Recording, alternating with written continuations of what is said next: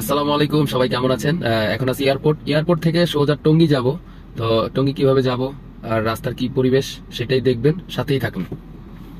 এখন আছি আমরা এয়ারপোর্ট থেকে সোজা চলে যাচ্ছি টঙ্গীর। তো এয়ারপোর্টের ফ্লাইওভারটা উঠে গেলাম। এখান থেকে সহজ হয় কারণ নিচে প্রচুর পরিমাণ জ্যাম থাকে, যার কারণ এই ফ্লাইওভারটা দিয়ে সোজা ইজিলিভাবে চলে যাওয়া যায়। যাই হোক, আমরা জসীমউদ্দিনের উদ্দেশ্যে রওনা হচ্ছি। মোটামুটি জসীমউদ্দিন চলে আসছি। জসীমউদ্দিনের রাইট সাইড আমরা ব্যবহার করব, যেটার জন্য ফ্লাইওভার ব্যবহার করতে পারি।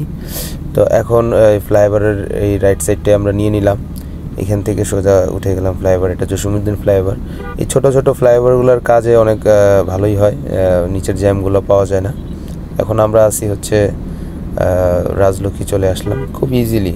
মানে যাদের প্রাইভেট কার আছে তারা তো কোথাও হয়তো দাঁড়ানো প্রয়োজন পড়ে না, যদিও তারপরও জ্যামজটের কারণে অনেক সময় অনেকভাবে ভুগতে হয়।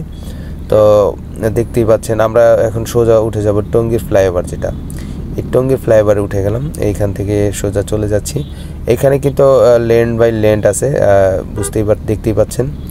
আর তাছাড়া আমরা হচ্ছে বাম পাশের লেনটে আছি। এটা আপনি চাইলে সোজা চেরাগালিও নামতে পারবেন। তো আমরা টঙ্গীর লেনটে নেমে যাব। ওই লেনটা ব্যবহার করব, কারণ হচ্ছে আমরা টঙ্গী কাজ আছে, তাই টঙ্গীতে আমরা নেমে যাব। সামনেই এটা টঙ্গীর লেনটা আছে, দেখতেই পাবেন, সাথেই থাকেন। আর মজার ব্যাপার হলো আমরা এখন অলরেডি টঙ্গী বাজার চলে আসছি।